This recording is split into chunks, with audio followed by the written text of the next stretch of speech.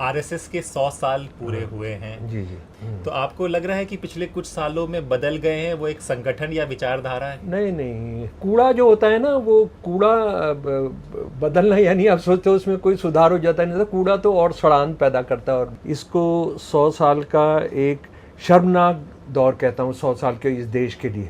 मैंने 40 साल लगाए हैं सिर्फ आरएसएस के दस्तावेजों को जमा करने में, उनको समझने में। एक क्रिमिनल ऑर्गेनाइजेशन, एक इंसान विरोधी ऑर्गेनाइजेशन, एक औरत विरोधी ऑर्गेनाइजेशन। और ये मैं नहीं कह रहा हूँ, सरदार पटेल कह रहे हैं, गोलवलकर को कह रहे हैं कि आपने ऐसे माहौल पैदा कर दिया था कि गांधी जी की हत्या हुई। वेस्टर्न यूपी के अंदर मुसलमानों का कत्लेआम कराने के लिए उसने क्या किया था, एक एक मोहल्ला, उस मोहल्ले के अंदर कितने मुसलमान घर हैं, उस मुसलमान घरों में कैसे आप किस रास्ते से जाएंगे, पीछे से घुसेंगे, क्या करेंगे।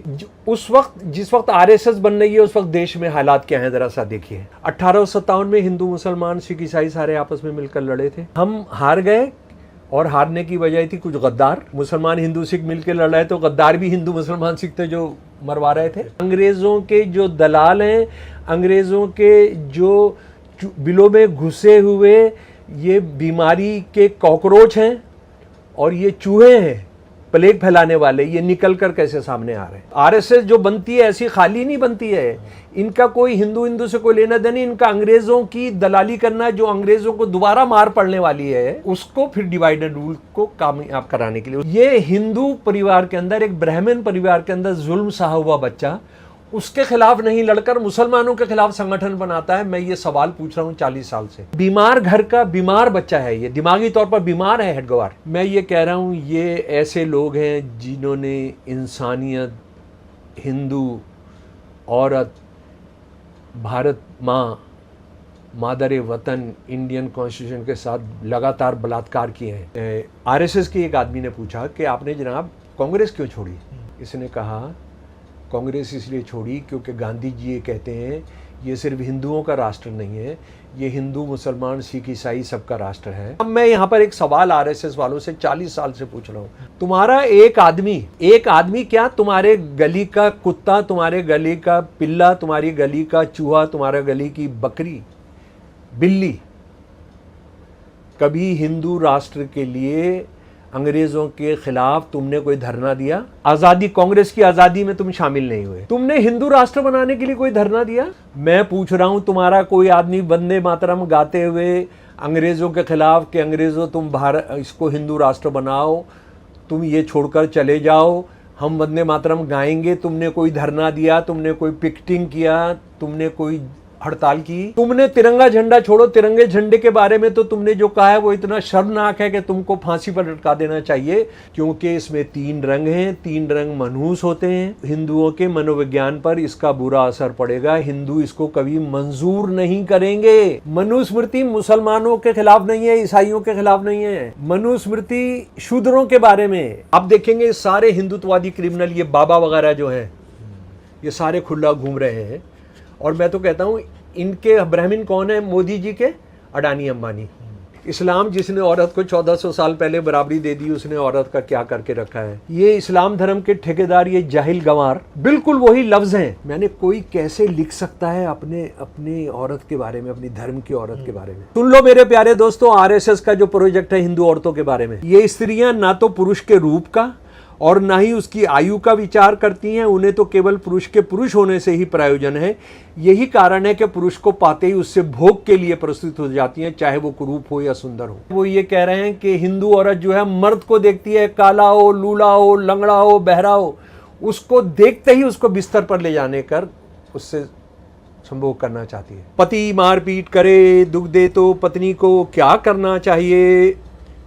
जवाब खुद ही दे रहे हैं। पत्नी को तो यही समझना चाहिए कि मेरे पूर्व जन्म का कोई बदला है, ऋण है जो इस रूप में चुकाया जा रहा है, अतः मेरे पाप ही कट रहे हैं और मैं शुद्ध हो रही हूँ। वो दलालों का दौर है, ये दलालों की सरकारें हैं। क्या ये देश जानता है कि अकबर के बाद का कोई भी मुगल राजा की माँ मुसलमान नहीं है? लेकिन क्या ये देश ये भी जानता है कि औरंगजेब ने कभी भी शिवाजी महाराज का सामना नहीं किया मैदान जंग में? और अगर कोई ये साबित कर दे आरएसएस वाला है, कोई माई का लाल या बाप का लाल, कि मैं ये गलत कह रहा हूं, तो जो जो जो सजा तय की जाएगी, मैं उसको बिना किसी बहस मुबाहिसे के मैं उसको मान लूँगा।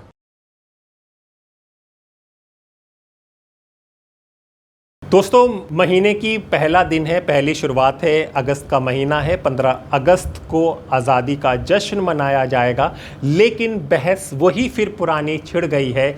जी हाँ, आरएसएस ने क्या किया।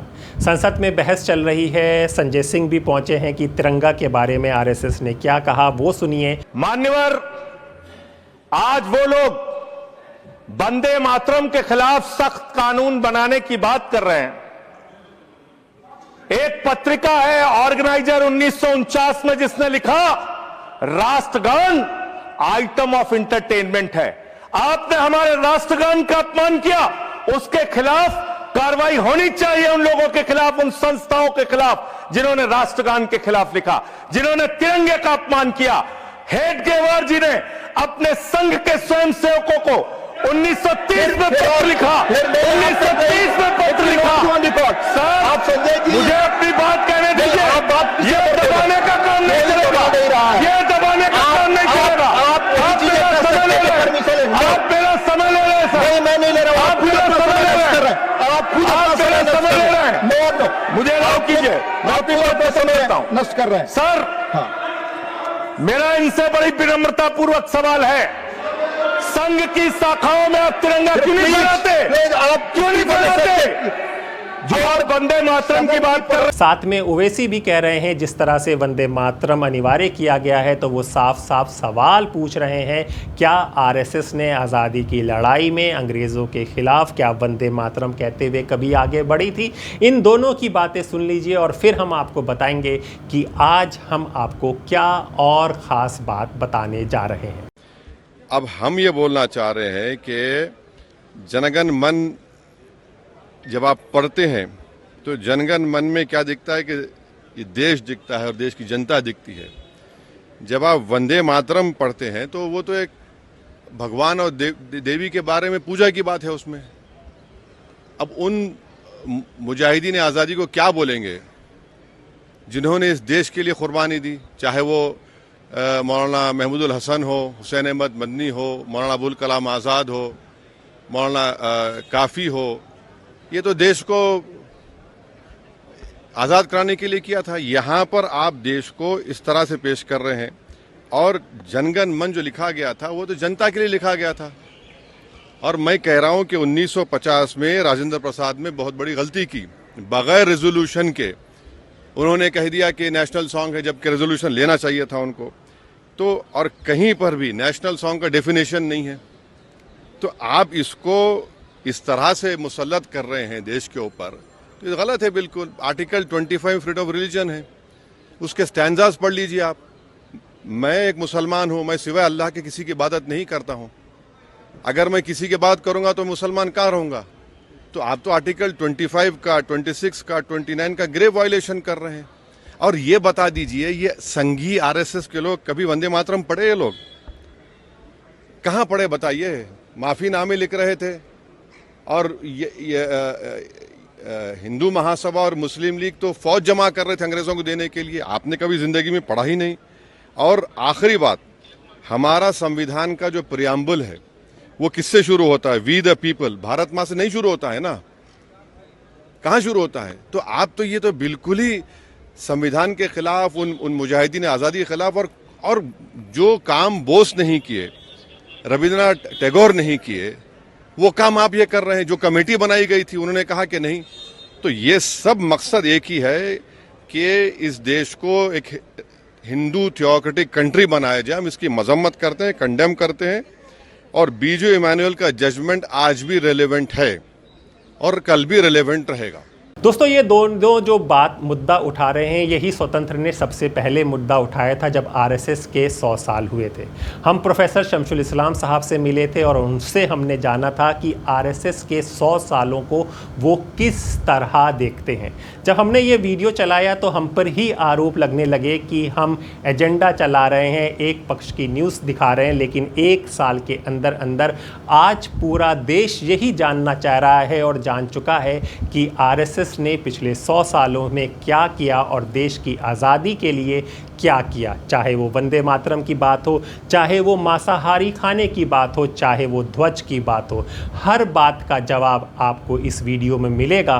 तो देखिए, ये हमारा सबसे पहला वीडियो था आरएसएस के 100 साल पूरे होने पर। तो आपको पता चलेगा कि एक संस्था जिसका इतना नाम है, जो आज सत्ता चला रही है, उसका असली इतिहास क्या है। और सबसे बड़ी बात हम आपको बता दें कि ये जो इतिहास प्रोफेसर शमशुल इस्लाम साहब बता रहे हैं, ये 40 साल की उनकी रिसर्च का है। और सुनिए, ये रिसर्च किसी और लेखक, हिस्टोरियन या किसी और दस्तावेज से नहीं की गई है। ये सारे दस्तावेज, ये सारी किताबें उनकी हैं जिसको आरएसएस के लोगों ने लिखा है और आरएसएस के दस्तावेज है। तो सुनिए, आपको समझ में आएगा। हमारा बताने का उद्देश्य यही है कि कम से कम हमारे जो दर्शक हैं, हमें जो देख रहे हैं, उनको सही जानकारी मिल सके।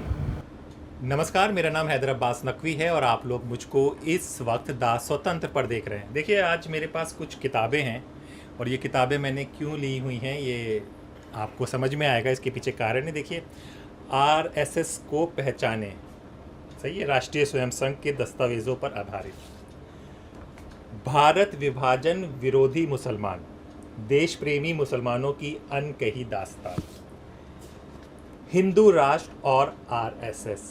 अब ये सब बातें हम क्यों कर रहे हैं? क्योंकि आज हम जो आपकी मुलाकात कराने जा रहे हैं, इन्हीं के, जिन्होंने लिखा हुआ है शमशुल इस्लाम साहब से।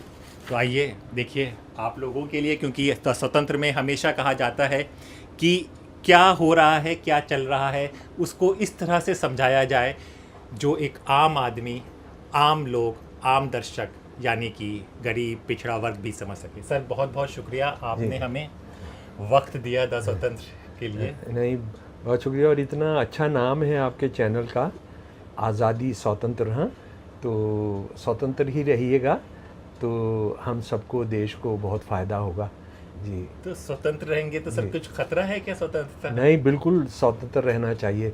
और मैं आपको ये इसलिए बता रहा हूँ कि मुस्लिम लीग के ख़िलाफ़ जो हिंदुस्तानी मुसलमानों ने जो सबसे बड़ा मोर्चा लिया था, उसका कॉन्फ्रेंस का नाम भी रखा था आज़ाद मुस्लिम कॉन्फ्रेंस। तो वो उस पर कभी चर्चा करेंगे। यानी जो इल्ज़ाम लगाया जाता है मुसलमानों ने मुस्लिम लीग का साथ दिया था, ये इतना बड़ा झूठ है। उसके मुसलमानों का सबसे बड़ा जलसा जो था वो दिल्ली में किया था, मुस्लिम लीग की प्रस्ताव पास होने के 1 महीने के अंदर अंदर। तो वो बहुत अच्छा लगता है मुझे, जो भी आज़ाद हैं, और आज़ाद रहना ही चाहिए इंसान, तो आज़ाद ही अच्छा लगता है। जी शुक्रिया सर, हम तो कोशिश कर रहे हैं कि बात सही तरह से लोगों तक पहुंचे। सर, अभी कुछ एक तो सर नहीं कहेंगे हैं। अच्छा। हाँ, बहुत ज़्यादा आदर करना चाहते हैं तो डॉक्टर इस्लाम कह सकते हैं, ये सर तो बिल्कुल नहीं चलेगा। ठीक है। हाँ, बिल्कुल। हाँ। तो डॉक्टर इस्लाम साहब, अभी कुछ वक्त पहले ही आरएसएस के 100 साल पूरे हुए हैं। जी। और एकदम, क्या आपने इतना पढ़ा है, इतनी किताबों में है, तो आपको लग रहा है कि पिछले कुछ सालों में बदल गए हैं, वो एक संगठन या विचारधारा है? नहीं, कूड़ा जो होता है ना, वो कूड़ा बदलना, यानी आप सोचते हो उसमें कोई सुधार हो जाता है, नहीं तो कूड़ा तो और सड़ान पैदा करता है और बीमारियां पैदा करता है। तो वो कूड़ा जो है, गंद जो है, वो कोई उसमें अपने आप सुधरने का उसका कोई चांस नहीं होता है। और ऐसे हालात में जबकि वो बराबर गंद को बढ़ाता जा रहा है, वो देखिए, ये मैं तो इसको 100 साल की विभीषिका कहता हूँ। आरएस की जो सेंटेनरी है, इसको 100 साल का एक शर्मनाक दौर कहता हूँ। 100 साल के इस देश के लिए, इस देश के लोगों के लिए, इस देश की माइनॉरिटीज़ के लिए, इस देश के हिंदुओं के लिए, इस देश की हिंदू औरतों के लिए। और हैदर साहब, मैं ये भी बताना चाहता हूँ कि मैं जो भी बात करूँगा वो सारा का सारा आरएसएस के दस्तावेज़ों को लेकर बात करूँगा। मैं आरएसएस के किसी भी आलोचक, किसी भी तनकीद करने वाले का बिल्कुल जिक्र ही नहीं करूँगा। मैंने 40 साल लगाए हैं सिर्फ आरएसएस के दस्तावेज़ों को जमा करने में, उनको समझने में। तो ये बात अच्छे तरीके से समझ लें। और मैं जो भी बात कह रहा हूँ उसको बिल्कुल बिंदास आप चलाइएगा, क्योंकि जो नोटिस आते हैं ना, जो लीगल नोटिस आते हैं, उसमें मैं क्या करता हूँ कि मैं आरएसएस को पहचाने ये किताब साथ भेज देता हूँ। हज़ारों आ चुके हैं और उसके बाद किसी नोटिस का कोई माई का लाल आरएसएस वाला हिंदुत्ववादी नहीं है जो जिसने दूसरा फिर केस दोबारा भेजा हो कि आप पर अभी मुकदमा चलेगा, समझिए। तो एक क्रिमिनल ऑर्गेनाइजेशन, एक इंसान विरोधी ऑर्गेनाइजेशन, एक औरत विरोधी ऑर्गेनाइजेशन और मर्द विरोधी भी, जो आज आप देख रहे हैं, घटनाएं देख रहे हैं किस तरह से केरल के अंदर एक बच्चा जो टेकी, बड़ा मशहूर, जिसके बाप दादा भी आरएसएस के अंदर थे, उसके साथ क्या किया आरएसएस के लोगों ने, उसने आत्महत्या की है ये कहकर के मैं 4 साल का था तब से मेरा सेक्सुअल मुझे शोषण किया जा रहा है, आत्महत्या की है। तो ये तो एक श्राप है इस दुनिया पर, इस समाज पर। और यानी क्या इसके कितने चाहिए? गांधी जी के हत्यारे, और ये मैं नहीं कह रहा हूँ, सरदार पटेल कह रहे हैं, सरदार पटेल कह रहे हैं श्यामा प्रसाद मुखर्जी को चिट्ठी लिखते हुए, जो हिंदू महासभा का प्रेसिडेंट था, गोलवलकर को कह रहे हैं कि आपने ऐसे माहौल पैदा कर दिया था कि गांधी जी की हत्या हुई। आपने आम मासूम मुसलमान बच्चे औरतों से बदला लिया जिसका कोई मतलब नहीं था, गुनाहगार जो थे उनसे उनका आप बदला नहीं लिया, इनके साथ आपने बदला लिया। तो इनके जो जुर्म है असल में वो बदकिस्मती से कांग्रेस में बहुत आरएसएस समर्थक लोग रहे। उसका एक लंबी एक कथा है। मुझे लग रहा है कि ये बहुत इधर उधर ना फैल जाए, लेकिन यहाँ पर एक बात करके मैं ख़त्म करूँगा। जैसे आप इसको लेते हैं पंत जी को, जो आज़ादी के वक्त हमारा जो यूनाइटेड प्रोविंस है, जो उत्तर प्रदेश है, उसके चीफ मिनिस्टर थे। उस वक्त चीफ मिनिस्टर को प्राइम मिनिस्टर कहते थे, गोविंद वल्लभ पंत। गोविंद वल्लभ पंत आरएसएस के आदमी थे। ये वो आदमी है जिसके रहते हुए रात को रामलला प्रकट हो गए थे दिसंबर के अंदर बाबरी मस्जिद के अंदर, जिससे वो सारा शुरू होता है। और उनके जो होम सेक्रेटरी थे राजेश्वर दयाल, सीनियर आईसीएस, उस वक्त आईसीएस होते थे, बहुत सीनियर, उन्होंने अपनी जीवनी लिखी है लाइफ ऑफ अ टाइम, वो हम सब ने पढ़नी चाहिए। उन्होंने लिखा है कि आज़ादी के मौके पर गोलवलकर, जो उस वक्त सरसंघचालक था आरएसएस का, वो वेस्टर्न यूपी के अंदर मुसलमानों का कत्लेआम कराने के लिए उसने क्या किया था, एक एक मोहल्ला, उस मोहल्ले के अंदर कितने मुसलमान घर हैं, उस मुसलमान घरों में कैसे आप किस रास्ते से जाएंगे, पीछे से घुसेंगे, क्या करेंगे, इतना माइन्यूटली नक्शे बना के रखे हुए थे। तो जेटली साहब जो एक आईजीपी थी उस ज़माने के, बहुत ईमानदार, बहुत सेकुलर पुलिस अफसर, उन्होंने छापा मारा आरएसएस के दफ्तर पर और वो संदूक भरा हुआ वो पकड़ा। और वो संदूक इतना भयानक था वो सब, और वो हो जाता तो कत्लेआम होता तो क्या होता।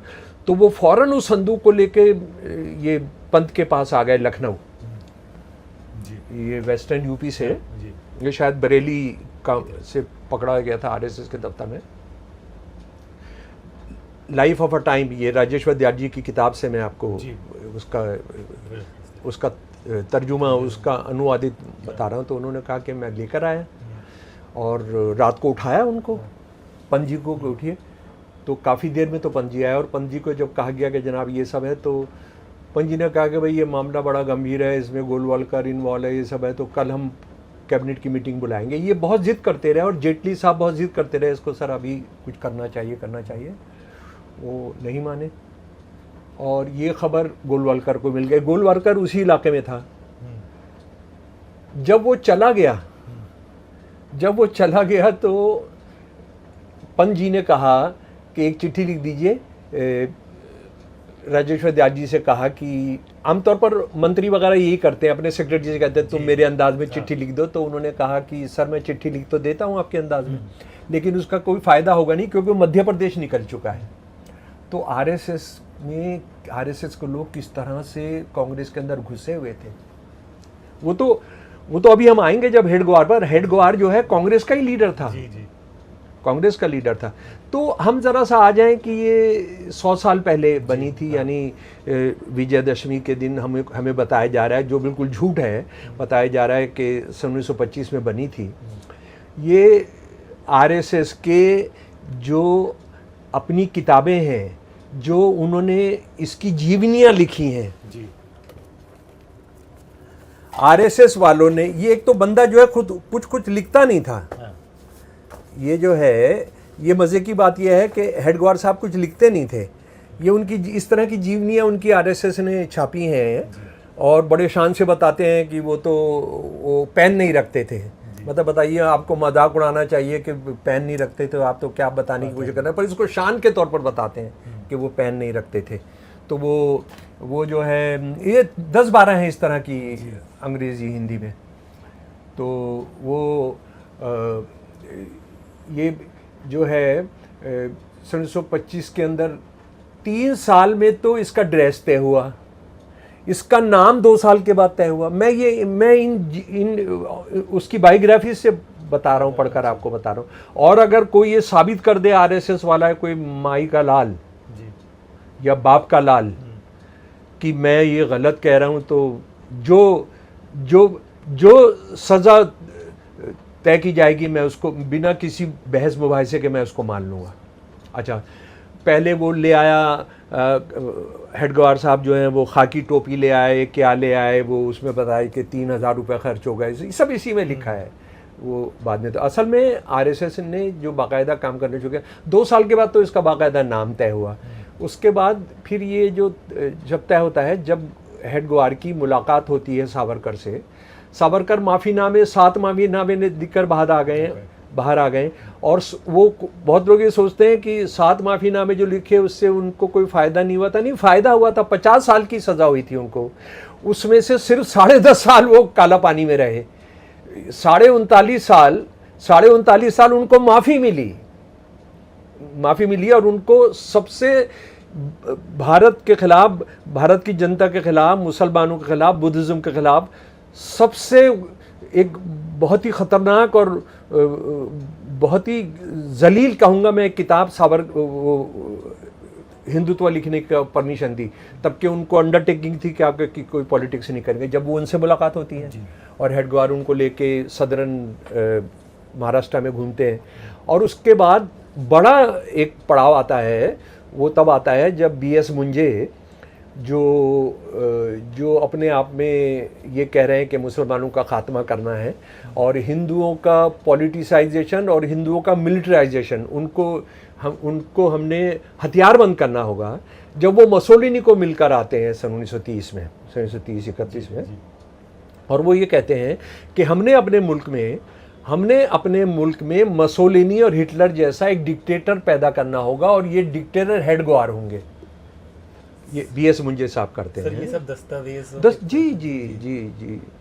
और ये मैं मतलब बड़े दुख के साथ कहता हूँ कि अगर ये सारे दस्तावेज जो अपने आप को बड़े बड़े हिस्टोरियन कहते हैं और बड़े जिनकी एकेडमीज़ पर कब्जा रहा, हिस्ट्री की एकेडमीज़ पर और डिपार्टमेंट्स पर, हिस्ट्री डिपार्टमेंट्स पर, उन्होंने अगर इस पर ज़रा सा भी काम किया होता गांधी जी की हत्या के बाद, तो आज ये जो राक्षस है ना, ये मौजूद नहीं होते। आज ये सर छुपाने को इनको जगह नहीं मिलती। लेकिन हमने इनका सब, और अभी कितनी शर्मनाक चीज़ें मैं आपको बताऊंगा। तो ये काम करना शुरू करता है जब 3-4-5 साल के अंदर बाकायदा।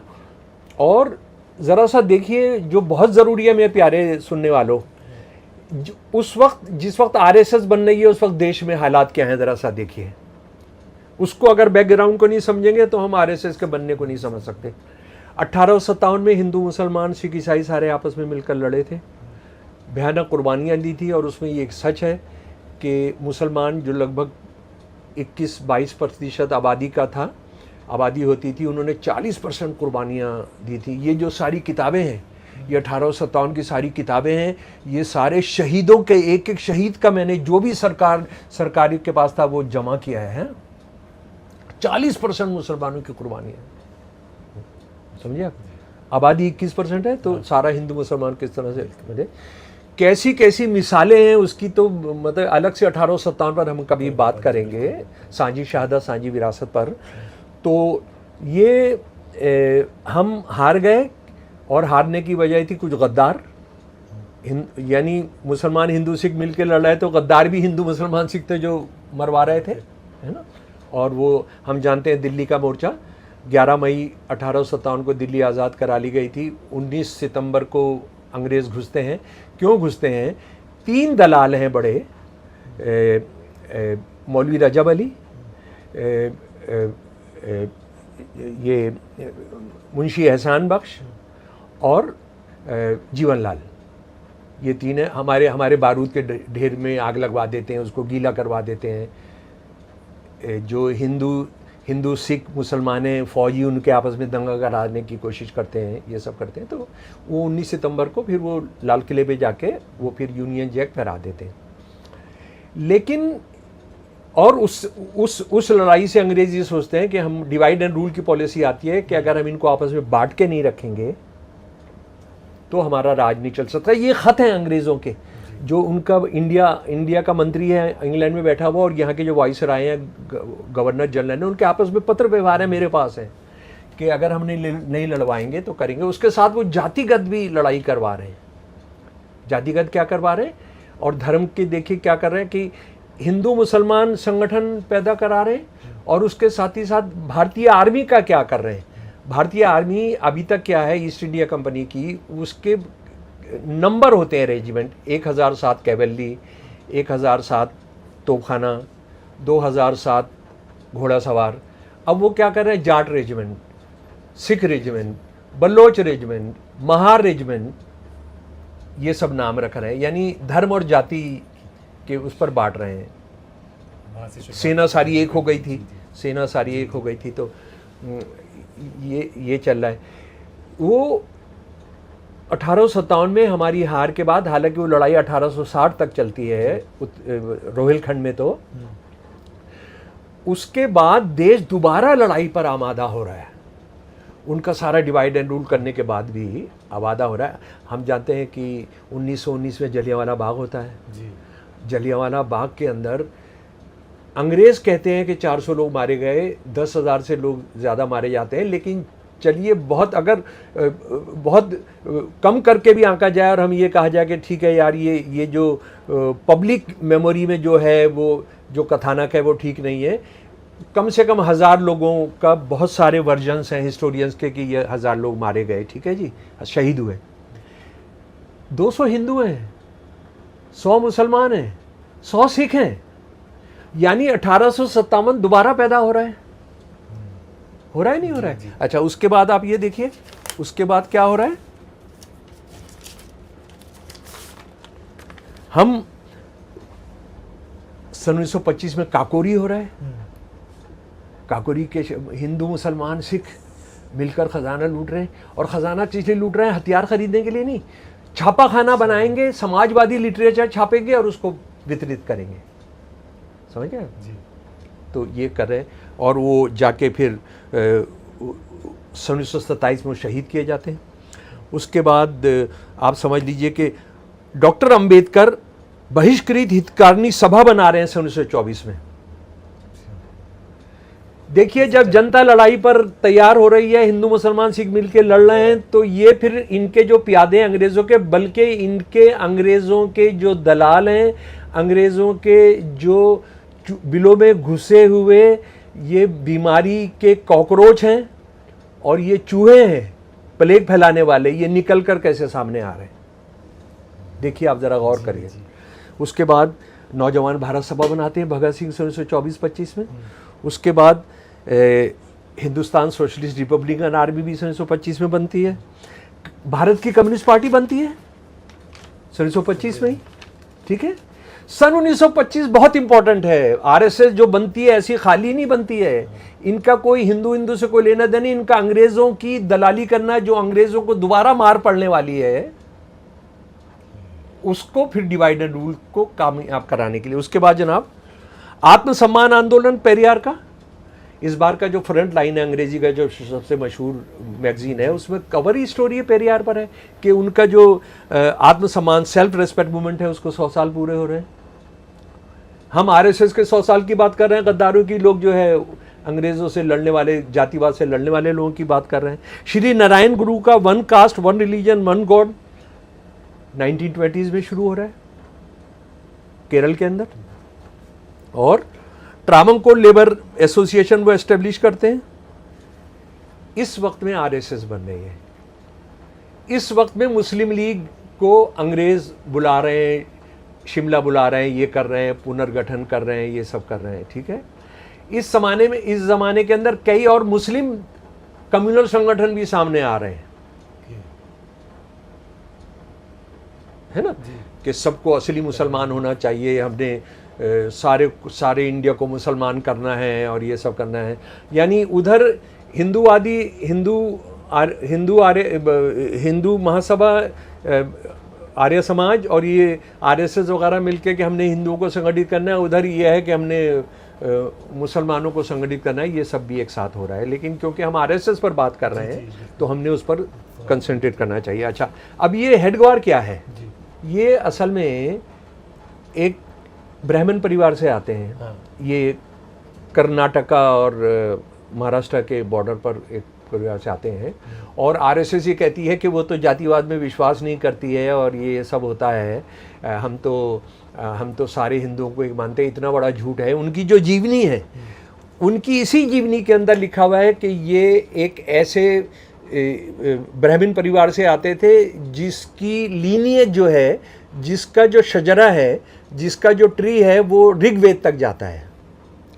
और इनके परिवार से ब्राह्मण होते थे जिनको शंकराचार्य ने 8वीं शताब्दी के अंदर जब वो आए थे तो उन्होंने पूरा उनको जिम्मेदारी दी थी धर्म फैलाने की, ये वो कह रहे हैं।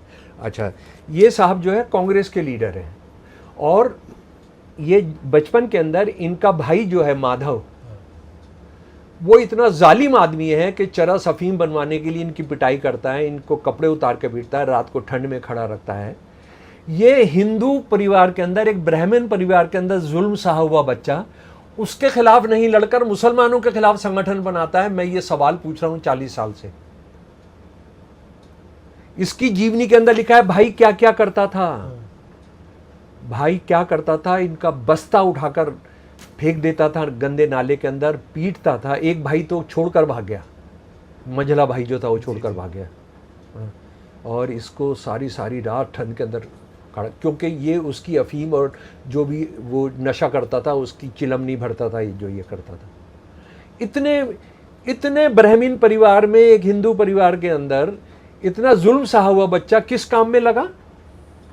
हिंदू परिवार का जनवादीकरण नहीं, उसके खिलाफ नहीं, मुसलमानों को ख़त्म करने के लिए। मतलब अपने आप में ही एक सवाल है। ये एक क्या कहते हैं, बीमार घर का बीमार बच्चा है, ये दिमागी तौर पर बीमार है हेडग्वार जो इसने सहा है। अच्छा, कांग्रेस के लीडर हैं जो भी बड़े हो गए, और आप जानते हैं कि सन 1920 के अंदर ये पहली बार जब जेल जाते हैं तो किस लिए जाते हैं? आप ताज्जुब करेंगे, ये देश नहीं जानता है, और सो कॉल्ड हिस्टोरियंस जो अपने आप को बड़ा लिबरल और क्या क्या बोलते हैं, उन्होंने भी देश को नहीं बताया कि ये खिलाफत मूवमेंट के लिए एक भड़काऊ भाषण करने के लिए गया जेल में। कांग्रेसी लीडर था, जनरल सेक्रेटरी था सेंट्रल प्रोविंस जो अब जो है महाराष्ट्र और इसमें है, मध्य प्रदेश में है। तो जब वो वहाँ गया तो भड़काऊ भाषण के लिए 1 साल का जेल हुई। आज आरएसएस वालों से ये बोलते हैं तो बोलते नहीं, ऐसा नहीं हो सकता, ये तो ये हो रहा है, वो हो रहा है। ये मैं जीवनी से पढ़कर आपको बता रहा हूँ।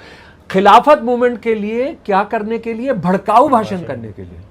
अच्छा, वहाँ एक ऑपरेशनल एक उनका फैसला था अंग्रेज़ों का कि जो भी पकड़ा जाएगा उसको 11 महीने की या 12 महीने की सज़ा देंगे, बामुशक्कत, विद लेबर।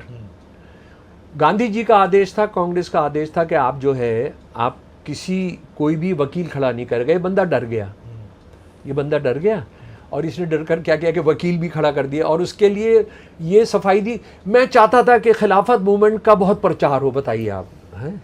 ये डर गया, लेकिन अंग्रेज़ों ने तय किया हुआ था किसी को नहीं छोड़ेंगे, इसको 1 साल की सज़ा हो गई। कोई आप में से पूछ सकता है मैं इनको क्यों नहीं कह रहा, मैं हेडग्वार को इनको क्यों नहीं कहूँगा। मैं ये कह रहा हूँ, ये ऐसे लोग हैं जिन्होंने इंसानियत, हिंदू, औरत, भारत माँ, मादर वतन, इंडियन कॉन्स्टिट्यूशन के साथ लगातार बलात्कार किए हैं। ये किसी इज्जत के साथ इनको संबोधित किया जाए मैं मानता नहीं, और मैं करूँगा नहीं सारी ज़िंदगी, चाहे मोदी साहब कुछ भी कहते रहे। तो 1 साल की जेल हो गई। 1 साल की जेल के बाद जो सबसे चौंकाने वाला वाक़या है वो कि जब ये बाहर आते हैं अनजानी अजनाई जेल से, जी वो भी मैं आपको बताता हूँ, अजानी जेल से 12 जुलाई 1922 को, और जेल के कपड़े उतारकर ये अपने कपड़े पहनने की कोशिश करते हैं तो वो कपड़े अट नहीं रहे इनके। 25 पाउंड इनका वज़न बढ़ चुका। दुनिया के इतिहास में पहला एक कैदी है जिसने बामुशक्क़त सज़ा की है, पॉलिटिकल कैदी है, और उसका वज़न बढ़ गया है 1 साल के अंदर 25 पाउंड। लोगों को तो वहाँ टीबी हो जाती है, लोगों को तो वहाँ खाल की डिजीज़ हो जाती है, लोगों के तो फेफड़े ख़राब हो जाते हैं, लोगों के गुर्दे ख़राब हो जाते हैं, लोगों की शुगर बढ़ जाती है, हाइपरटेंशन हो जाता है। ये इकलौता आदमी है। क्या वजह है वो भी बताते हैं कि उसका जो जेलर था सर जथार, उनसे इनकी बड़ी दोस्ती थी। तो आप समझ सकते हैं। और जिनको 1975 की इमरजेंसी याद है वो भी जानते हैं कि आरएसएस वालों ने कितना जेलों के अंदर मस्ती की है और कितना एक महीने के अंदर, और बहुत सारे तो 2 महीने के अंदर माफ़ीनामा लिखकर बाहर आ गए थे। तो हेडगवार वो ही करता था। अच्छा, हेडगवार दोबारा एक बार जेल में गए जब वो आरएसएस बना चुके हैं। वो गए नमक आंदोलन के दौरान 30 के अंदर। वो किस लिए गए? इन्होंने पहले आदेश दिया कि मैं कोई आरएसएस वाला नहीं जाएगा, हमारा इससे कोई लेना देना नहीं है, हमारा कोई लेना देना नहीं है। ये गए, क्यों गए वो भी इन्होंने अपनी जीवनी के अंदर लिखा है। इनकी यानी इनका नहीं, इन पर जो जीवनियाँ लिखी गई हैं, ये जीवनियाँ लिखी गई हैं।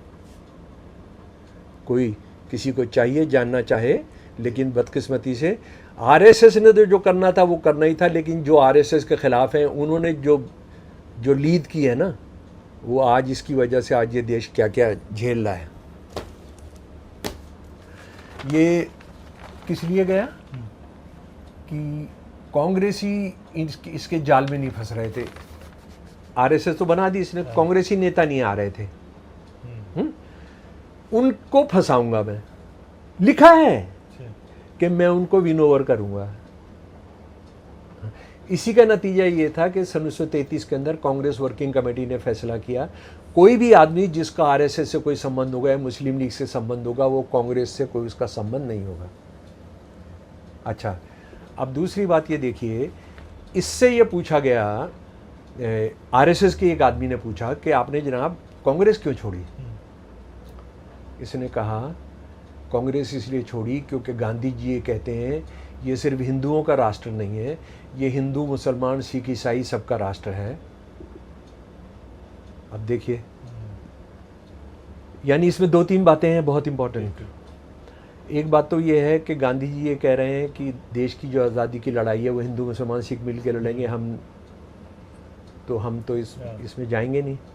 अच्छा, अगली बात ये है कि गांधी जी इसको हिंदू राष्ट्र नहीं मानते, तो अगर आप हिंदू राष्ट्र बनाने की लड़ाई लड़ेंगे तो हम आएंगे, लेकिन क्योंकि आप अंग्रेज़ों से आज़ादी की लड़ाई लड़ रहे हो तो हम आपके साथ नहीं आएंगे। अच्छा, अब मैं यहाँ पर एक सवाल आरएसएस वालों से 40 साल से पूछ रहा हूँ, आज तक जवाब नहीं मिला। आपके चैनल से मिल जाए तो ठीक है भाई। ठीक है, तुम कांग्रेस में नहीं, कांग्रेस छोड़ दी तुमने हिंदू राष्ट्र की वो कल्पना नहीं करते थे और तुम उससे अलग थे, तुम हिंदू राष्ट्र बनाना चाहते थे। हमको एक बात बता दो, तुम्हारा एक आदमी क्या, तुम्हारे गली का कुत्ता, तुम्हारे गली का पिल्ला, तुम्हारी गली का चूहा, तुम्हारे गली की बकरी, बिल्ली, कभी हिंदू राष्ट्र के लिए अंग्रेज़ों के खिलाफ तुमने कोई धरना दिया? ठीक है, आज़ादी, कांग्रेस की आज़ादी में तुम शामिल नहीं हुए, ठीक है। तुमने हिंदू राष्ट्र बनाने के लिए कोई धरना दिया? तुम्हारा कोई आदमी जेल गया? हेडगवार जो एक बार कांग्रेस, दोनों बार कांग्रेस के कॉल पर गया, जिसका हमने किया, तुम्हारे कौन कौन नेता हैं जो 38-39 तक आरएसएस के होल टाइमर बन चुके हैं? गोलवालकर बन चुका है, एल.के. अडवाणी बन चुका है, दीनदयाल उपाध्याय बन चुका है, ठीक है जी, अटल बिहारी वाजपेयी बन चुका है, हाँ? और बल्लाज मधोक बन चुका है। इनमें से कोई गया? अच्छा, एक तुम और बात करते हो वंदे मातरम। वंदे मातरम गाना होगा तो तिरंगा लहराना होगा, मस्जिदों पर तिरंगा लहराना है, मदरसों पर तिरंगा लहराना है, और वंदे मातरम गाना। मैं पूछ रहा हूँ, तुम्हारा कोई आदमी वंदे मातरम गाते हुए अंग्रेज़ों के खिलाफ कि अंग्रेज़ों तुम भारत इसको हिंदू राष्ट्र बनाओ, तुम ये छोड़कर चले जाओ, हम वंदे मातरम गाएंगे, तुमने कोई धरना दिया, तुमने कोई पिकेटिंग किया, तुमने कोई हड़ताल की? तुमने तिरंगा झंडा छोड़ो, तिरंगे झंडे के बारे में तो तुमने जो कहा है वो इतना शर्मनाक है कि तुमको फांसी पर लटका देना चाहिए, जो कानून है। हालांकि मैं फांसी की सजा के खिलाफ हूं। 14 अगस्त 1947 को अंग्रेजी का जो इनका मुखपत्र है ऑर्गेनाइजर, उसने क्या लिखा, मैं हूबहू उसका अंग्रेजी में उसका हिंदी पढ़कर आपको सुना रहा हूं। वो लोग जो किस्मत के दांव से सत्ता में आ गए हैं, वो हिंदुओं के हाथ में तिरंगा झंडा थमा दें, हिंदू उसको कभी बर्दाश्त नहीं करेंगे, क्योंकि इसमें 3 रंग हैं, 3 रंग मनहूस होते हैं, और हिंदुओं के मनोविज्ञान पर इसका बुरा असर पड़ेगा। हिंदू इसको कभी मंजूर नहीं करेंगे। आरएसएस के जो तिरंगे झंडे के बारे में ये कहते हैं, उन्होंने कभी तिरंगा झंडा नहीं लहराया। और ये उसकी जो किताब है, ये जो किताब है बंच ऑफ थॉट्स, अंग्रेजी हिंदी सब में, ये देखिए, ये रखी है, बंच ऑफ थॉट हिंदी अंग्रेजी दोनों के अंदर है। इसके अंदर वो कह रहा है कि ये मनहूस झंडा है, ये बेकार का फजूल झंडा है। ये जो है, ये 66 के बाद छपी है ये किताब, यानी 48 की बात कर रहे थे हम, 66 के बाद की इस किताब की बात कर रहे हैं, हाँ? और गोलवालकर ये कह रहा है कि ये तो तिरंगा झंडा जो है, ये तो 3 रंग हैं जो किसी टेलर ने जोड़ दिए हैं, यानी एक सफ़ेद झंडा शांति का, एक लाल झंडा कि हम जुल्म के आगे झुकेंगे नहीं, एक हरा झंडा खुशहाली का, एक अशोक का चक्र कि इंसानियत के हिसाब से, न्याय के हिसाब से चलेगा। उसको तुम कह रहे हो ये एक दर्जी का ने 3 रंग जोड़ दिए हैं, हाँ? 26 नवंबर 1949 भारत का संविधान सभा भारत का संविधान पास करती है। 4 दिन के बाद ऑर्गेनाइजर में फिर एडिटोरियल आता है, हम इसको नहीं मानते, हम मनुस्मृति को मानेंगे। ये मनुस्मृति वही है जिसको 25 दिसंबर 1927 को बाबा साहब ने महाद के अंदर अपनी मौजूदगी में जलवाया था। अच्छा, अब ज़रा सा सुन लें, अब ज़रा सा मेरे प्यारे दोस्तों सुन लो। मनुस्मृति भारत का संविधान होगी, ठीक है जी, मनुस्मृति भारत का संविधान होगी। मनुस्मृति मुसलमानों के खिलाफ नहीं है, ईसाइयों के खिलाफ नहीं है। मनुस्मृति शूद्रों के बारे में, शूद्र जो चतुर्वर्ण का हिस्सा है, उसके बारे में जो कहता है, जरा सुन लीजिए। ये अध्याय 4 है और ये श्लोक होते हैं, गीत के अंदर होता है ये। ऐसे राज्य में नहीं रहना चाहिए जहाँ शूद्र राजा हो, ना ही ऐसे राज्य में रहना चाहिए जो अधार्मिक लोगों से घिरा हो, और न ही ऐसे राज्य में जो पाखंडियों और चंडालों से भरा हो। चंडाल वो होते हैं जो जाति वर्ण व्यवस्था के बाहर होते हैं, जैसे मुसलमानों को चंडाल बोलते हैं वो। शूद्र को ना तो किसी प्रकार का परामर्श, न उसके भोजन का बचा हुआ, न यज्ञ होम का शेष, न धर्मोपदेश, और न ही किसी व्रत के अनुष्ठान आदि का निर्देश देना चाहिए। जो व्यक्ति शूद्र को धर्म उपदेश अथवा व्रत के अनुष्ठान आदि का निर्देश देता है, वह उसी शूद्र के साथ असंवरत नामक घोर अंधकार वाले नरक में गिर जाता है। समझ गए? अच्छा, उसके बाद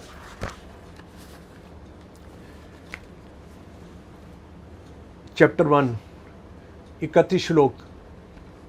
सर से पैदा किया ब्राह्मण, यहाँ से पैदा किया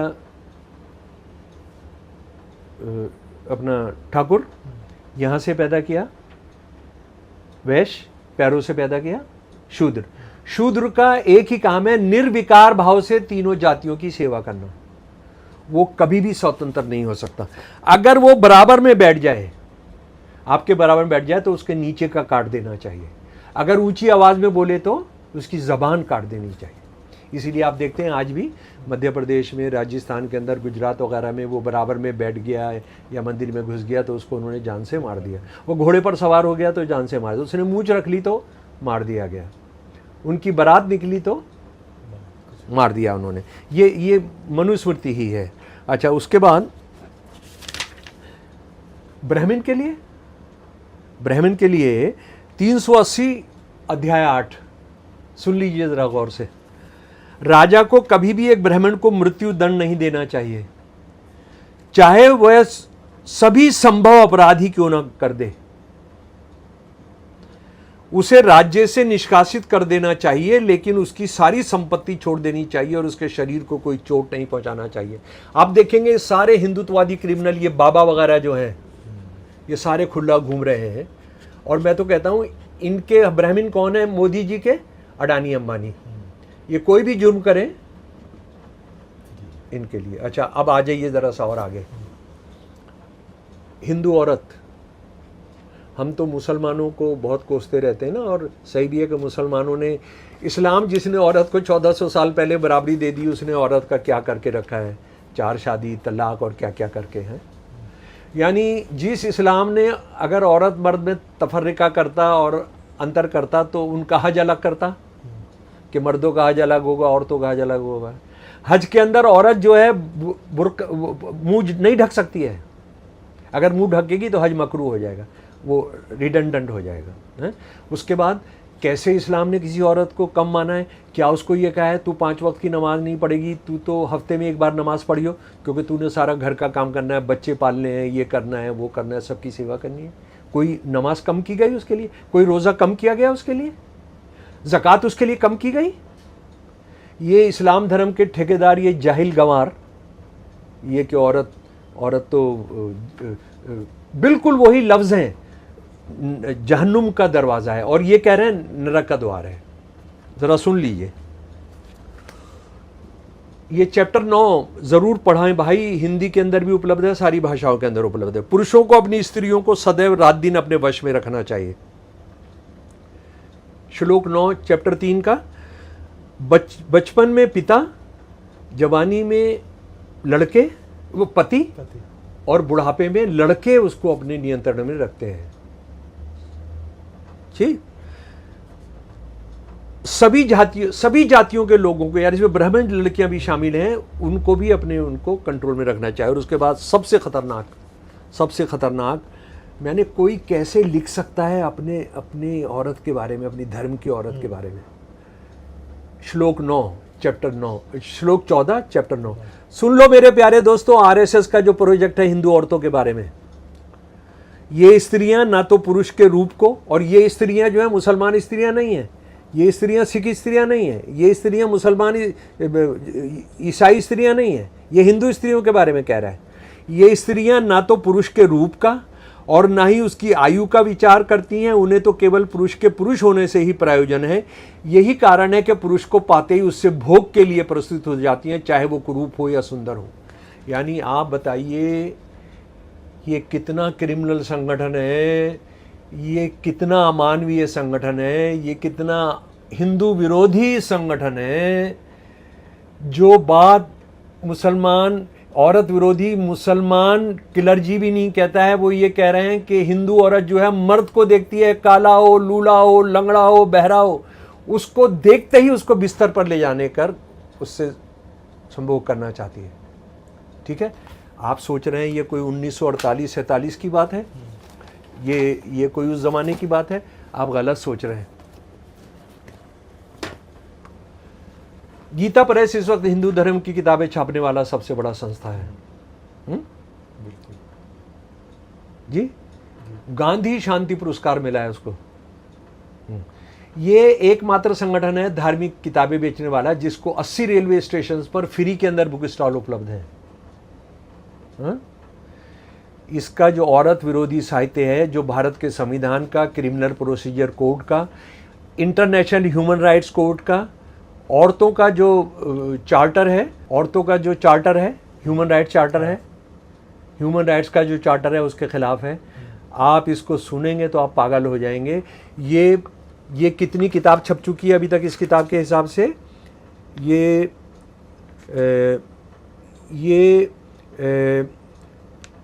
ये 10 लाख के करीब छप चुकी है और पिछली बार जो छपी है ये कहते सगड़ा 10,000 छपी है। 80 रेलवे स्टेशन बिकती है, रेलवे वो रोडवेज के उस पर बिकती है।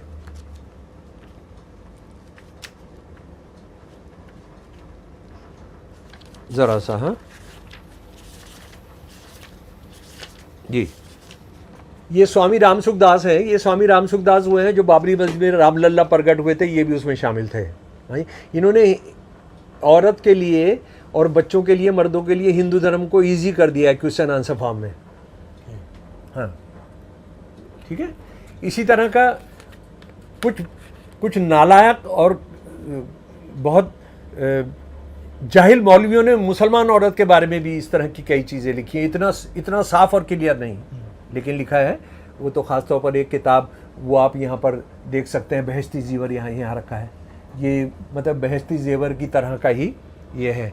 तो सुनिए ज़रा, स्वामी रामसुखदास जी सवाल करते हैं और ख़ुद ही जवाब देते हैं। पति मारपीट करे, दुख दे तो पत्नी को क्या करना चाहिए? जवाब खुद ही दे रहे हैं। पत्नी को तो यही समझना चाहिए कि मेरे पूर्व जन्म का कोई बदला है, ऋण है जो इस रूप में चुकाया जा रहा है, अतः मेरे पाप ही कट रहे हैं और मैं शुद्ध हो रही हूं। आप कुत्ते को मारेंगे तो इंडियन पीनल कोड के हिसाब से आपको 6 महीने की सजा है। वो कह रहा है कि आप अगर अपनी पत्नी को पीटेंगे तो आपके पिछले जन्म के 80 रेलवे स्टेशन पर बिक रही है। लिस्ट भी है, ये लिस्ट है, ये पूरी किताब के पीछे। हाँ जी, आपके साथ बलात्कार हो, रेप हो तो क्या किया जाए? चुप होकर बैठ जाओ। सती होना क्या कोई परंपरा है? सती होना परंपरा नहीं है, ये हिंदू धर्म की रीढ़ की हड्डी है। 8 साल की सजा है अगर आप सती को ग्लोरीफाई करते हैं।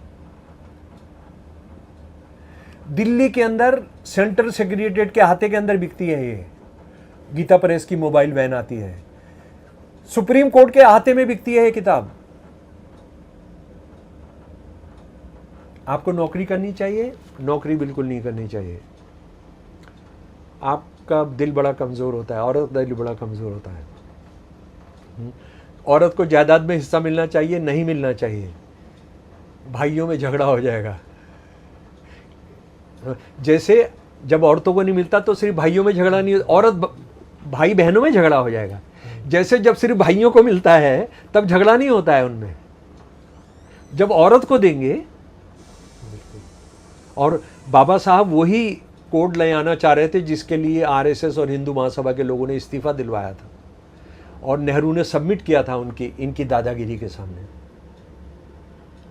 हाँ, अच्छा, गीता जो है रीढ़ की हड्डी है, हिंदू धर्म की रीढ़ की हड्डी है।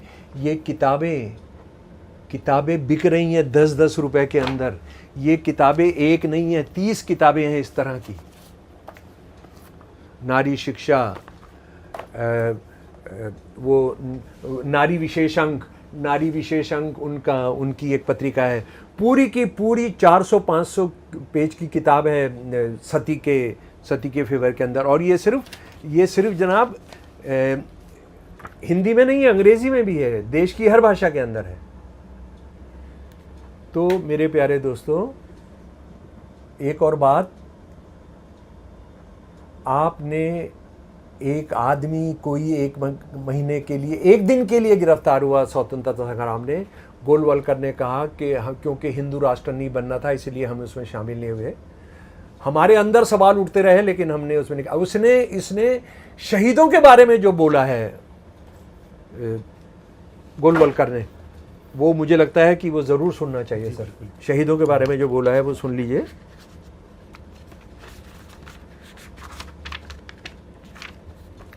जी।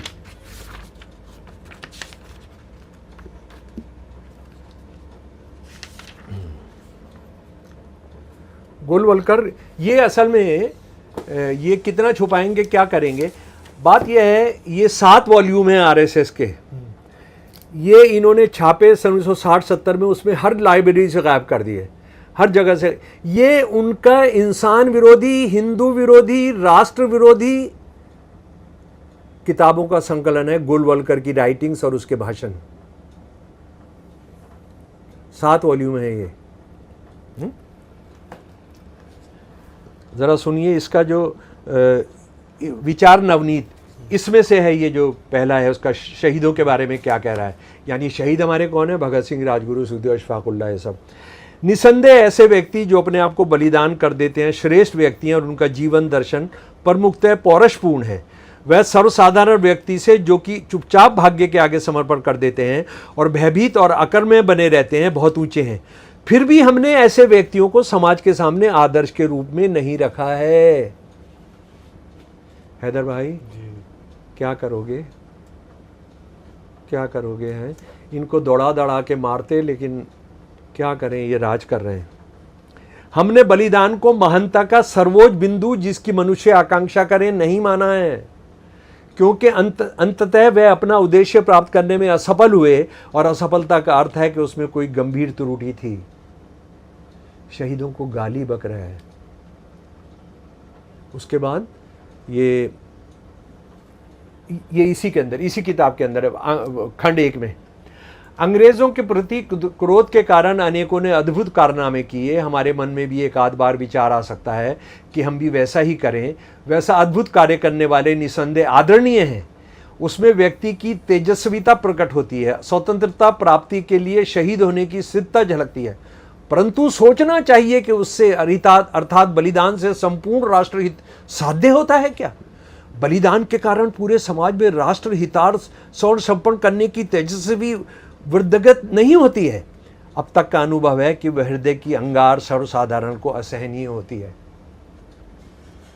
अरे तुम कहां से शहीद पैदा करते?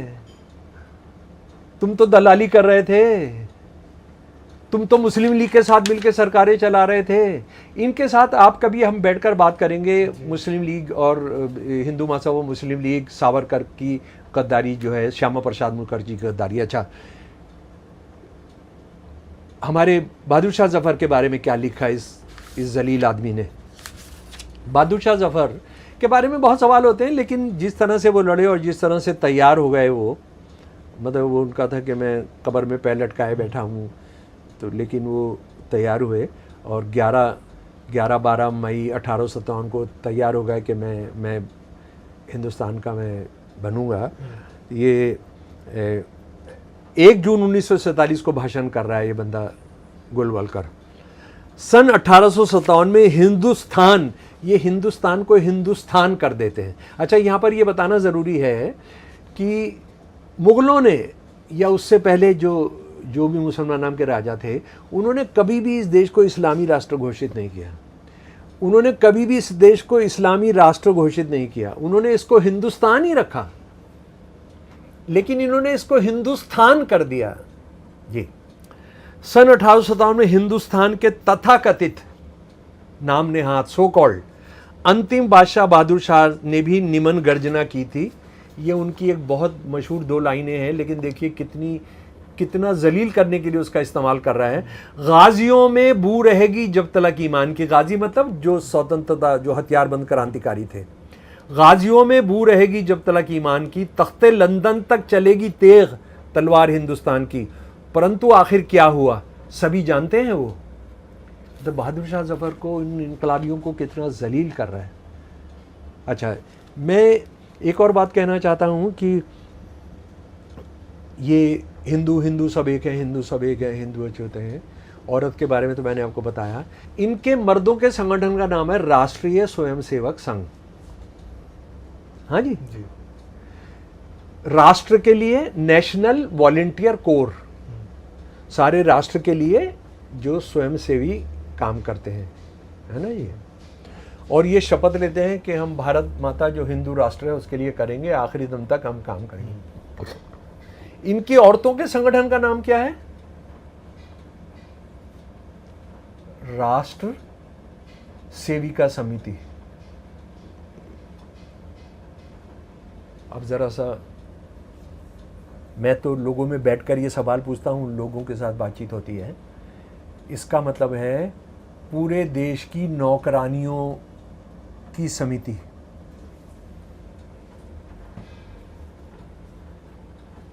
भाई तुम मुसलमानों को नौकरानी बनाना चाहते हो, उनको बाहर करना चाहते हो, उनको गुलाम करना चाहते हो, ईसाइयों को करना चाहते हो, तुम सिखों को, बुद्धों को, जैनियों को तुम धर्म नहीं मानते हो, लेकिन इनको तो, हिंदू औरतों को तो बराबर का मान लो। तुम्हारा संगठन वो वॉलंटियर है। अच्छा, और इसके अंदर एक बहुत बेहुदा बात है, मर्द जो हैं कोई ऐसी शपथ नहीं लेते हैं जो ये औरतें ले रही हैं कि हम अपनी अस्मत, अपनी ऑनर की हिफाजत करेंगे।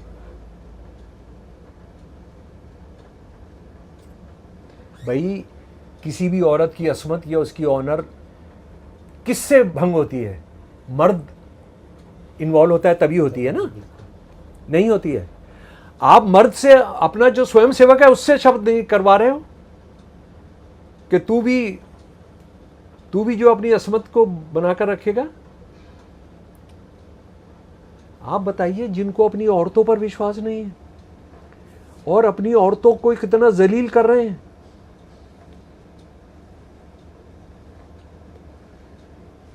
क्या किया इनके बारे में बताया जाए। और जो आज ये कर रहे हैं, यानी इसके 100 साल के, इस विभीषक के 100 साल के पूरे होने पर जो सिक्का जारी किया है, उस सिक्का में राष्ट्रीय स्वयंसेवक की स्पेलिंग गड़बड़ है, क्योंकि वो ठेके पर दिया गया होगा, ठेकेदार ने फिर किसी और को ठेके पर दिया होगा।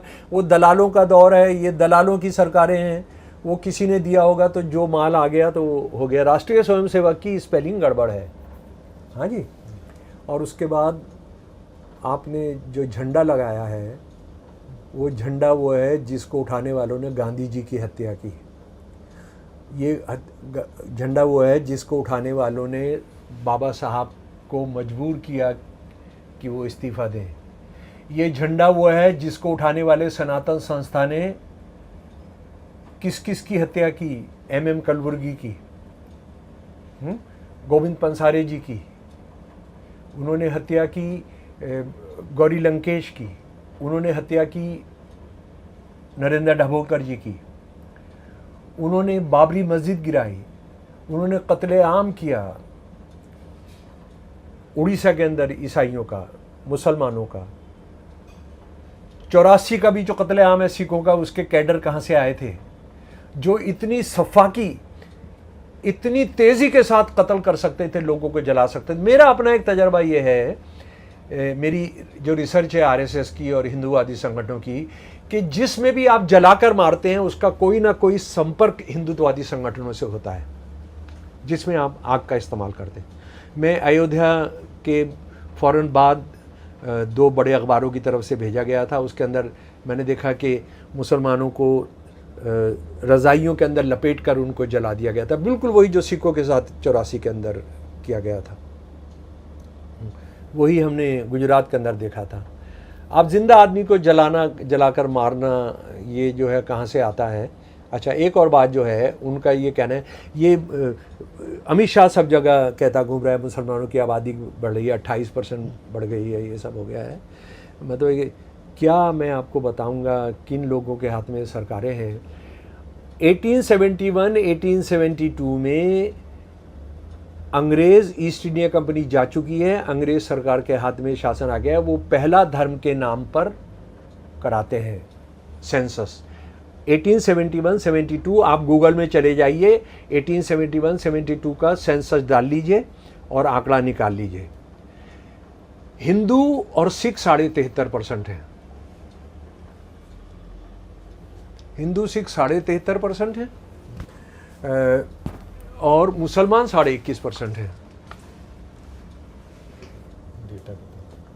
1000 साल के मुसलमान राज के बाद, जिसमें मुसलमानों ने कत्लेआम किया है, करोड़ों औरतों को रेप किया है, हाँ जी, सब कुछ गिरा दिया है, सनातन धर्म को खत्म कर दिया है। मुसलमान 21.5% है और 73.5% और बाकी 5% बौद्ध, जैन, ईसाई हैं।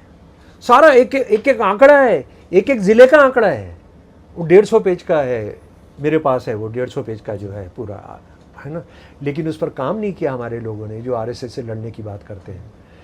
1000 साल के अंदर तो उनकी आबादी 23.5% थी और आज़ादी के वक्त पर उनकी आबादी 13-14% है, 13% है, अब 14.5% है।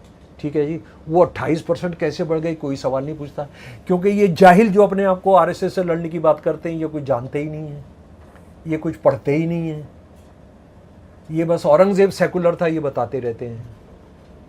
हाँ, इसके अलावा इनको कुछ नहीं। अच्छा, अब दूसरी बात आ जाइए, ये मुसलमान राज जो है 1000 साल का, ये किसका राज है? क्या ये देश जानता है मोहम्मद बिन तुगलक की माँ एक हिंदू थी? क्या ये देश जानता है कि अकबर के बाद का कोई भी मुगल राजा की माँ मुसलमान नहीं है? क्या ये देश जानता है कि अकबर जो इस्लाम के लिए लड़ रहा था और राणा प्रताप हिंदू धर्म के लिए लड़ रहे थे, अकबर कभी भी मैदान जंग में मिला ही नहीं, सामना ही नहीं किया राणा प्रताप जी का। किसने किया? किया मान सिंह ने, उनके साले ने, जो उनका कमांडर इन चीफ था, उनका मुंह बोला बेटा भी था। हम बात करते हैं औरंगज़ेब की।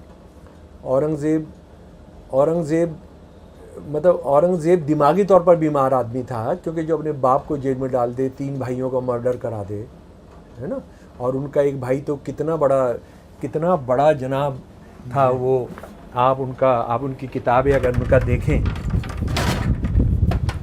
मजमुल बहरैन, यानी 2 समंदरों का मिलन, इस्लाम और हिंदुइज़्म का। आपका कितना भी झगड़ा हो, ये सब हो, लेकिन वो फ़ारसी, हिंदी, संस्कृत, पाली किस किस का माहिर था, है ना। ये मजमुअतुल बहरैन, ये बाप को जेल में डलवाया है। सारा पैसा जब मरा तो ख़जाना खाली था, और उसके बाद देखिए मुग़ल सल्तनत का क्या होता है।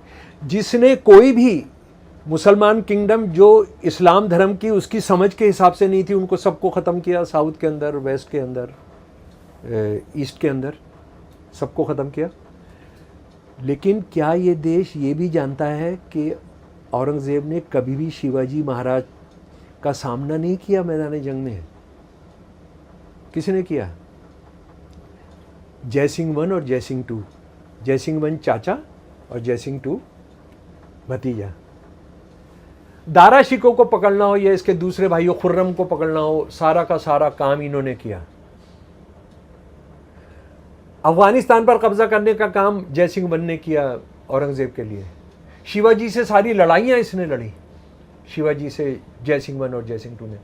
इनको क्या क्या नाम दिए हैं ज़रा सा वो जान लीजिए। औरंगज़ेब ने चाचा को तो बेटा नहीं बनाया, जयसिंह 2 को बेटा बनाया।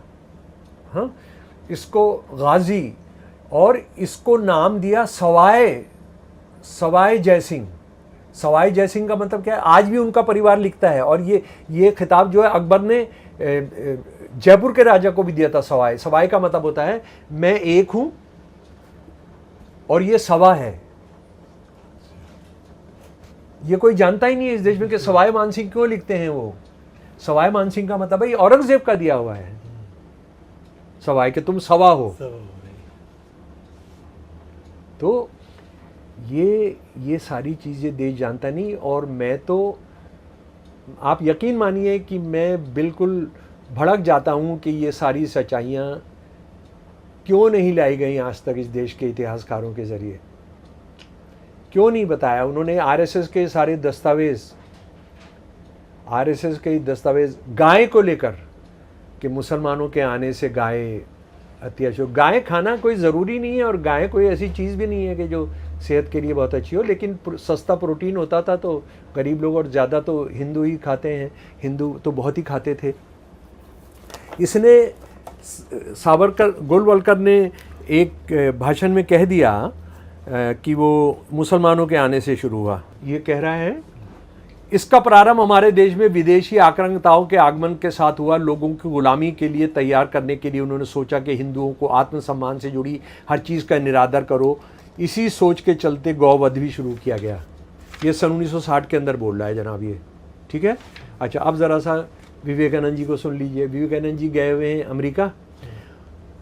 आप अचंभित रह जाएंगे प्राचीन वर्णनों के आधार पर मैं कहूं कि वो अच्छा हिंदू नहीं है जो बीफ नहीं खाता है। महत्वपूर्ण अवसरों पर उसे आवश्यक रूप से बैल की बलि देना व उसे खाना चाहिए। भारत के अंदर मदुरा के अंदर भाषण कर रहे हैं ब्राह्मणों के सम्मेलन में। इसी भारत में कभी ऐसा भी समय था जब कोई ब्राह्मण बिना गौ मांस खाए ब्राह्मण नहीं रह पाता था। तुम वेद पढ़कर देखो कि किस तरह जब कोई सन्यासी या राजा मकान में आता था तो सबसे पुष्ट बैल मारा जाता था। संस्कृत के अंदर 2 शब्द हैं, अगन्या, गाय देने वाली, दूध देने वाली गाय नहीं काटी जाएगी। गोगना, अगर आपका दामाद आएगा, अगर बादशाह आएगा, अगर भगवान आएंगे तो आपने सबसे बढ़िया बैल काटना है। तो कितना कितना घटिया। और ये सब यानी पूरे झूठ पर टिका है, पूरे ताश झूठ। और किसी ने फूंक नहीं मारी है, किसी ने बताया नहीं। बाबा साहब का लेख आपने ज़रूर पढ़ना चाहिए, did Hindus never eat beef in ancient India. उसका हिंदी कराकर बीबीसी की एक साइट पर डला हुआ है, आप ज़रूर पढ़ें। तो मेरे प्यारे दोस्तों, बहुत सारी बातें हैं, ये सब हैं, लेकिन जिन लोगों को कूड़ेदान में गांधी जी की हत्या के बाद डाल दिया जाना चाहिए था, आज वो राज कर रहे हैं। कोई नहीं पूछता कि तुम्हारी नस्ल क्या है, तुम्हारी असल क्या है, तुम्हारा असली क्या है। तुम मुसलमान ईसाइयों को छोड़ो, तुम तो हिंदुओं के खिलाफ हो, तुम हिंदू औरतों के खिलाफ हो। केरल के अंदर गोलवलकर कह रहा है कि वहाँ पर केरल के हिंदुओं की नस्ल सुधारने के लिए हमने उत्तर भारत से ब्राह्मण भेजे। आखिरी बात मेरी, इसलिए भेजे कि जो भी शादी होगी वहाँ पर केरल के हिंदुओं की, उनकी नस्ल सुधारने के लिए जो भी पहला बच्चा होगा वो उत्तर भारत से जो ब्राह्मण है उससे पैदा करना होगा, ब्राह्मणों को छोड़कर। जो भी पहला बच्चा होगा वैश्य या शूद्र या ठाकुर का, पहला बच्चा आपने उत्तर भारत के ब्राह्मण से करना होगा। ये तो आप रेप को खुलेआम कह रहे हो। आप दक्षिण भारत के हिंदुओं से कितनी नफरत करते हो, ये सवाल किसी ने पूछे नहीं है। धन्यवाद। सर, आखिरी में तो ये सब 11 साल में ये सब सुनने को नहीं मिला, और अब तो कहा जाएगा कि ये सब बातें करके शमसुल साहब माहौल ख़राब कर रहे हैं सब चीज़ों का। हाँ, तो करें, मेरे पर डिफेमेशन करें। कब से कह रहा हूँ डिफेमेशन करें, कोई कर ही नहीं रहा है ना। कोई कर ही नहीं रहा ना कि गोलवलकर का जो भाषण है गुजरात यूनिवर्सिटी के अंदर कि हमने केरल के हिंदुओं की नस्ल सुधारने के लिए क्या किया था, करे ना, करे तो सही। कोई मुझे फांसी पर तो लटकाए। आपको डर घबराहट नहीं? बिल्कुल नहीं है। मैं एक ऐसे परिवार से आता हूँ जिसने मुस्लिम लीग के खिलाफ आज़ाद मुस्लिम कॉन्फ्रेंस के अंदर हिस्सा लिया था, मुस्लिम लीग के खिलाफ लड़ा लिया। मैं एक ऐसे परिवार, मेरी जो पार्टीशन पर किताब है वो मेरे परिवार की भी कथा है। सब मुसलमान भी आपसे नाराज हो जाएंगे। अरे पूछिए मत आप। ये आपने बहिश्ती ज़ेवर दिखा दी, वो तो एक ही थैली के चट्टे बट्टे हैं। चलिए, देखिए, आज बहुत अच्छा आप लोगों को जानकारी मिली है। ये इसलिए है कि आपको सही चीज़ क्या है वो पता होना चाहिए, इसीलिए द स्वतंत्र आपको ऐसे शख्सियत से मिलाता है जो आपको सही इतिहास, सही जानकारी दे। ऐसे ही शख्सियत से बराबर मुलाकात होती रहेगी द स्वतंत्र से। अपने दोस्त हैदर अब्बास नकवी को इजाज़त दीजिए, फिर होगी मुलाकात। नमस्कार।